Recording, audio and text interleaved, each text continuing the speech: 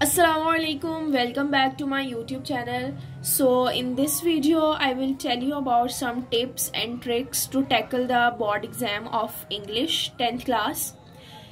Like इस video में we will discuss about some important things कि कौन सी चीज़ें आपको जो है वो उनका ख्याल रखना है आपने पेपर की प्रिपरेशन करते हुए, किस तरह के क्वेश्चंस जो हैं वो बोर्ड एग्जाम्स में पूछे जाते हैं, आपके पास जो MCQs होते हैं वो किस टाइप के आते हैं, और जो क्वेश्चन आंसर्स हैं, पैराग्राफ्स हैं, each and everything we will discuss step by step इंशाल्लाह.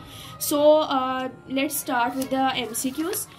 तो फॉर एग्जांपल, अच्छा यहाँ पे एक मेरे सामने एक पेपर बना हुआ है बिल्कुल बोर्ड एग्जाम के पॉइंट ऑफ व्यू से कि किस तरह से जो पेपर है वो आता है. तो अब सबसे पहले तो हम MCQs को डिस्कस कर लेते हैं कि किस तरह से MCQs आते हैं, या आप बिल्कुल एंड टाइम पे जो है वो किस तरह के चीज़ों को, किस तरह की मतलब टिप्स और ट्रिक्स को अपने जहन में रख के MCQs को टैकल कर सकते हैं, MCQs को सॉल्व कर सकते हैं.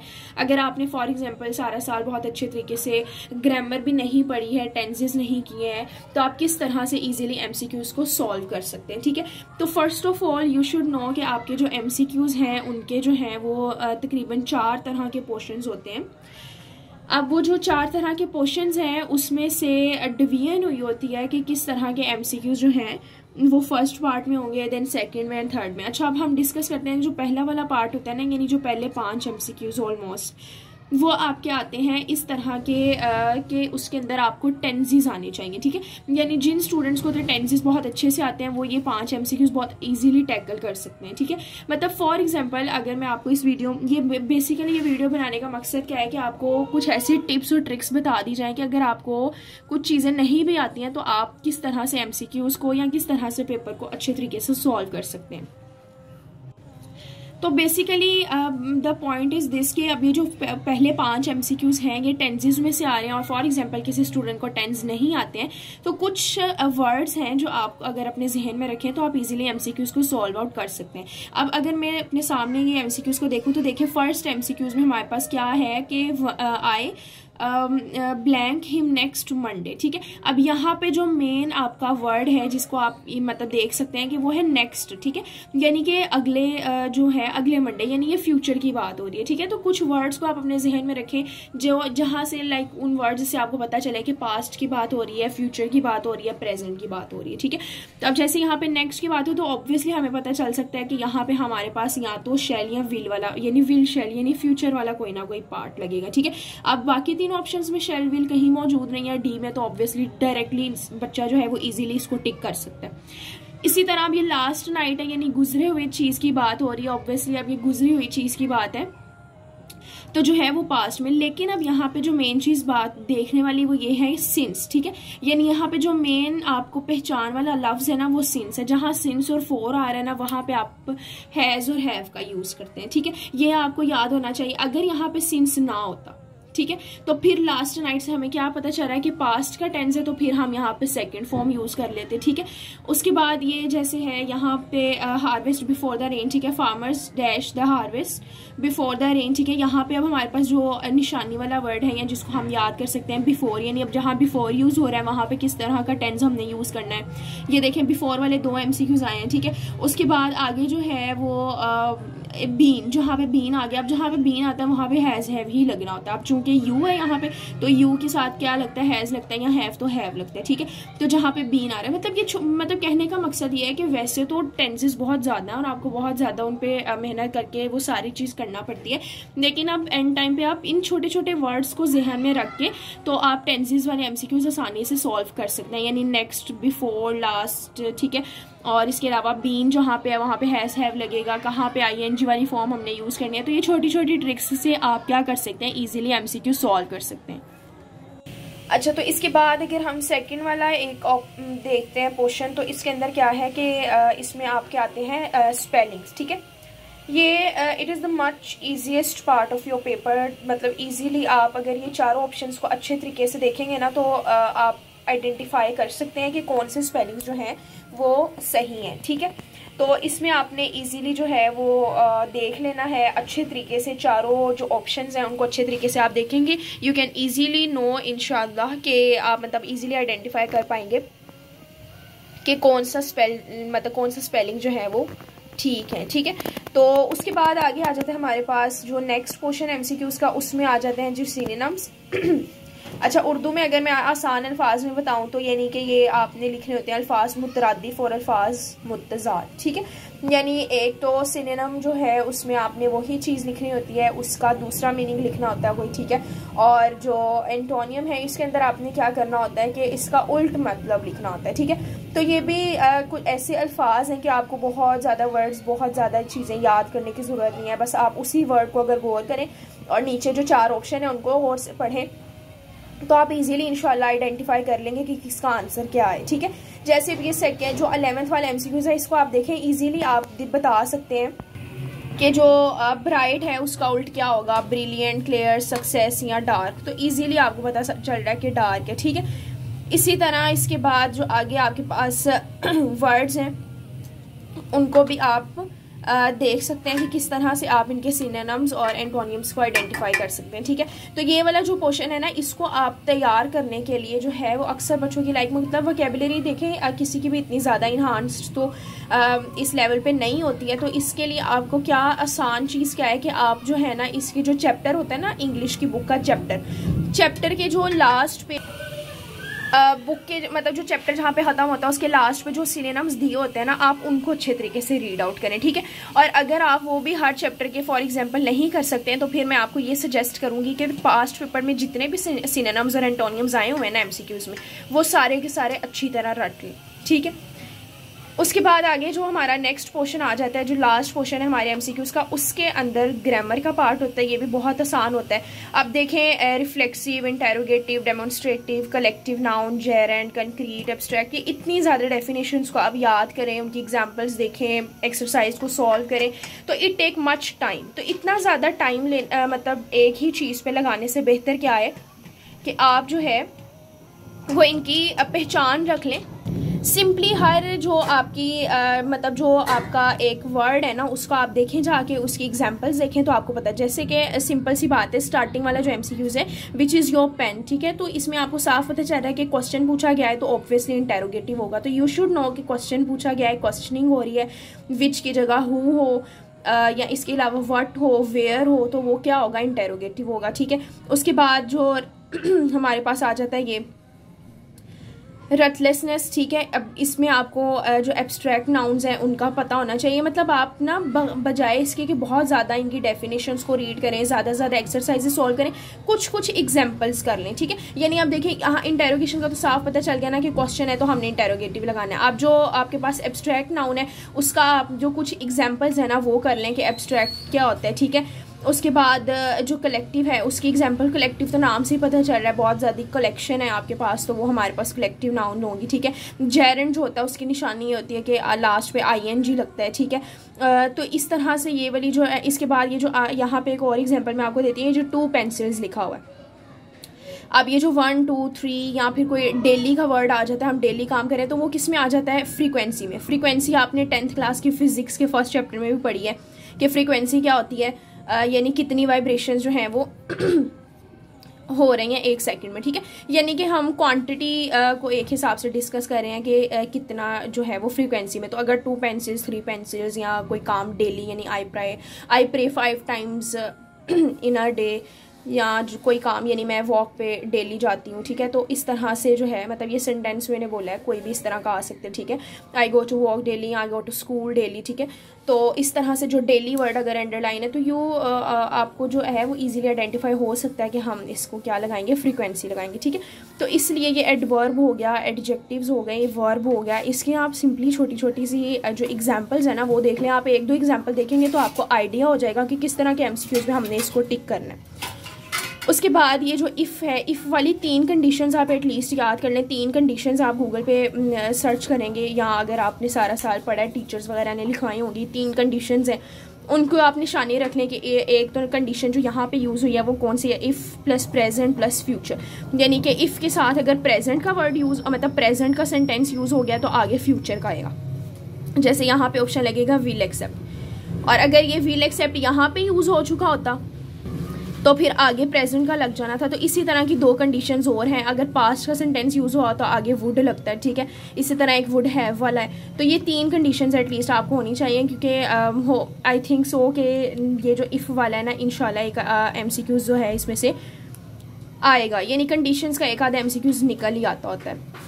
उसके बाद ये he was a lion in a battle, ये तो साफ सीधा सीधा पता चल रहा है कि मेटाफोरिकली यूज़ किया। अब जाहिर है वो खुद ही तो लॉइन नहीं है, वो मतलब शेर की तरह जंग के मैदान में उसने मतलब किया है परफॉर्म। तो आप यहाँ पे साफ पता चल रहा है कि ये मेटाफोर यूज़ हुआ है, ठीक है। तो मेटाफोर सिमिली की भी आप 2-2, 3-3 एग्जाम्पल्स को बस देखें और आपको इंशाल्लाह आइडिया हो जाएगा कि किस तरह से आपने MCQs को टैकल करना है, ठीक है। This is all about the MCQs। अब हम नेक्स्ट जो पार्ट है इस पेपर का वो देखते हैं। अच्छा, जो सब्जेक्टिव टाइप में हमारे पास सबसे पहला सवाल आता है ना, वो आता है कि क्वेश्चन आंसर्स होते हैं। इसमें क्वेश्चन आंसर्स अब जो हैं वो होते हैं आपके जो बुक होती है, इंग्लिश की बुक है ना, टेक्स्ट बुक बोर्ड उसमें डिफरेंट चैप्टर्स हैं। उन चैप्टर्स के लास्ट पे जो एक्सरसाइज में आपको क्वेश्चंस गिवन होते हैं ना, वो तो सारे से सारे आपने कोशिश करनी है याद करें उसमें से, ठीक है। अगर उसमें से वो सारे नहीं याद हो रहे तो एटलीस्ट जो इंपॉर्टेंट हैं वो तो आपने लाजमी करने हैं। पास्ट पेपर्स को कंसर्न करें, पास्ट पेपर्स में जितने क्वेश्चंस पूछे गए हैं उनके आंसर्स अच्छी तरह याद करें, ठीक है। अब बाकी बात आती है कि क्या इसमें सारे क्वेश्चंस जो हैं वो एक्सरसाइज के क्वेश्चंस होते हैं या अंदर से जो मतलब साइड बॉक्सेस होते हैं उसमें से भी क्वेश्चंस आते हैं। तो उसमें से भी कोई एक आधा क्वेश्चन या 2-3 मतलब 1-2 निकल आते हैं, ठीक है। लेकिन बात यह है कि उन 1-2 को आप चॉइस पे भी छोड़ सकते हैं, ठीक है। तो अगर आपको एक्सरसाइज के सारे क्वेश्चन अच्छी तरह से प्रिपेयर है तो फिर आपको वो साइड बॉक्सेस करने की ज़रूरत ही नहीं है। अगर उसमें से कोई 1-2 क्वेश्चन आ भी जाता है तो यू कैन स्किप इट, आप उसको चॉइस पे छोड़ सकते हैं, ठीक है। तो इसके लिए मैं कुछ इंपॉर्टेंट चैप्टर्स बता देती हूँ आपको क्वेश्चन आंसर्स के लिए, कि इन चैप्टर्स के क्वेश्चन आंसर्स आप लाजमी तौर पे याद करें। शॉर्ट क्वेश्चंस आप प्रेफर करें, सजेस्ट इधर आओ बहना, पकड़ लो अब ज़्यादा वो ना बोलो। अच्छा, शॉर्ट क्वेश्चंस के लिए आप जो है वो एक तो फर्स्ट चैप्टर है आपका हज़रत मोहम्मद सल्लल्लाहु अलैहि वसल्लम एंड एम्बॉडीमेंट ऑफ जस्टिस। ये चैप्टर के आपने सारे शॉर्ट क्वेश्चंस अच्छी तरह करने हैं। नेक्स्ट चैप्टर है चाइनीज़ न्यू ईयर, इसके क्वेश्चन आंसर्स अच्छे से कर लें। उसके बाद आगे एक चैप्टर आता है फर्स्ट एड का, टेलीविज़न वर्सेस न्यूज़पेपर का। उसके बाद एक आता है जी हमारे पास chapter a word without books वाला चैप्टर, ठीक है। इसके क्वेश्चंस अच्छी तरह से याद करें। सेलेक्टिंग द राइट करियर के कुछ इंपॉर्टेंट क्वेश्चंस देख लें आप, पास्ट पेपर्स में जो आ चुके हैं उनको अच्छी तरह से कर लें, ठीक है। उसके बाद जो population growth and world food supplies वाला चैप्टर है उसको आप अच्छी तरीके से करें, ठीक है। फेथफुलनेस वाले के क्वेश्चन आंसर्स को कर लें। तो जो इसमें से भी ज़्यादा इंपॉर्टेंट अगर आप पूछें तो चैप्टर नंबर 1 है, 2 है, उसके अलावा जो फर्स्ट एड वाला चैप्टर है, इसके बाद अ वर्ड विदाउट बुक्स वाला चैप्टर। ये जो चैप्टर्स है ना कुछ ज़्यादा मतलब आप कह सकते हैं कि इंपॉर्टेंट है और इसमें से आप क्वेश्चन आंसर्स को लाजमी तौर पे याद करें, ठीक है। उसके बाद अगर हम आगे बात करते हैं ट्रांसलेशन की, तो ट्रांसलेशन के भी इफ़ तो अगर आपने सारे चैप्टर्स की अच्छे तरीके से तैयार की है तो well and good, but if you have very short time और आप जो है वो इस चीज़ को कवर करना चाह रहे हैं तो मैं यही सजेस्ट करूँगी कि आप जो पास्ट पेपर्स में जितने आपको पैराग्राफ्स आ चुके हैं ना आप उनको अच्छे तरीके से करें। और इसके अलावा जो चैप्टर्स इंपॉर्टेंट हैं ट्रांसलेशन के हिसाब से भी जो इंपॉर्टेंट चैप्टर्स हैं वो यही हैं, मतलब जो चैप्टर नंबर 1 है चाइनीज़ न्यू ईयर वाला चैप्टर है, मतलब चैप्टर नंबर 1 जो हो गया हज़रत मोहम्मद सल्लल्लाहु अलैहि वसल्लम एंड एम्बॉडीमेंट ऑफ जस्टिस वाला चैप्टर, ठीक है। चाइनीज़ न्यू ईयर वाला चैप्टर हो गया, फर्स्ट एड वाला हो गया, टेलीविज़न वर्सेस न्यूज़पेपर वाला हो गया, ठीक है। तो इनके जो आप ट्रांसलेशंस हैं ना वो अच्छी तरह से ज़रा देख लें, इसमें से जो इंपॉर्टेंट पैराग्राफ्स हैं, ठीक है। इसके मतलब मैं जो है वो जस्ट अपनी तरफ से एक आइडिया जो है वो शेयर कर रही हूँ। इट डजेंट मीन कि यही चीज़ें आएंगी पेपर में। I just share my ideas कि आपको किस तरह से प्रेपरेशन करनी चाहिए अगर आपके पास वक्त कम है और आपकी तैयारी बहुत ज़्यादा नहीं हो पाई है तो आप एटलीस्ट ये वाली चीज़ें तो करके जाए ना। एंड टाइम पे बहुत ज़्यादा नर्वस हो के सारी चीज़ों को स्किप करके आप ऐसे ही चले जाएं ब्लैंकली, तो इससे बेहतर है कि आप कुछ ना कुछ तो याद करके जाएं, ठीक है। उसके बाद नेक्स्ट जो पोर्शन है हमारे पास वो समरी का है। अच्छा, अब समरी वाला जो पोर्शन है ना, these numbers you can say कि ये आपको फ्री के नंबर हैं, ठीक है। यानी कि फ्री के नंबर इन दिस सेंस के बहुत एक छोटा सा सिलेबस है और उसी में से आपको एक क्वेश्चन आ जाना है और यू नो कि आपको वो क्वेश्चन एक आना ही आना है। और सिलेबस क्या है कि सिर्फ और सिर्फ 3 समरीज हैं, ठीक है। एक तो हो गया ना कि बहुत ज़्यादा, जैसे आपका एसेस वाला पोर्शन है कि बहुत ज़्यादा टॉपिक्स हैं या अनसीन टॉपिक आ सकता है, इसमें ऐसा कोई सीन नहीं है। सिर्फ आपके पास 3 समरीज़ हैं और उन 3 में से कोई एक ना एक आनी ही आनी है, ठीक है। और उसमें से भी आपको जो है वो 5 नंबर ईजीली आप जो है वो गेन कर सकते हैं। तो ये वाला जो पोर्शन है इसको तो आप बिल्कुल भी स्किप ना करें। ये मत सोचें कि रेन ज़्यादा इंपॉर्टेंट है, पीस ज़्यादा इंपॉर्टेंट है या ट्राई अगेन ज़्यादा इंपॉर्टेंट है। तीनों समरीज़ आपने अच्छी तरह से याद करके जानी है। थोड़ा सा टाइम लगाएं, उसको अच्छे तरीके से याद करें तीनों को, ताकि ये वाले जो 5 नंबर हैं ये तो आपके पक्के हों, ये तो आप जो है वो इजीली अटेम्प्ट कर सकें, ठीक है। उसके बाद जो नेक्स्ट, अच्छा एक और मैं यहाँ पे एक सजेशन देना चाहूँगी कि कुछ बच्चे, अगर आपको ट्रांसलेशन नहीं ना आ रही, फॉर एग्जांपल ट्रांसलेशन में कुछ ऐसा पैराग्राफ आ गया जो आपको नहीं आता, तो बजाय उसको स्किप करने के आप क्या करें, आप ना इसको ही पैराग्राफ को सिंपल इंग्लिश में लिख दें। आप सिंपल इंग्लिश में कैसे लिखें, बीच में जो कुछ कुछ मुश्किल लफ्ज़ हों और उनके आपको कोई आसान वर्डिंग आ रही हो तो आप लिख दें। अगर नहीं भी आ रहे तो सिंपली क्या लिखें कि the author says in this paragraph, और आगे दोबारा से वही पैराग्राफ स्टार्ट कर दें। 2 लाइनें लिखने के बाद लिख दें the author also want to say this the author also want to say in this paragraph, और फिर आगे से वही लाइन लिखना स्टार्ट कर दें।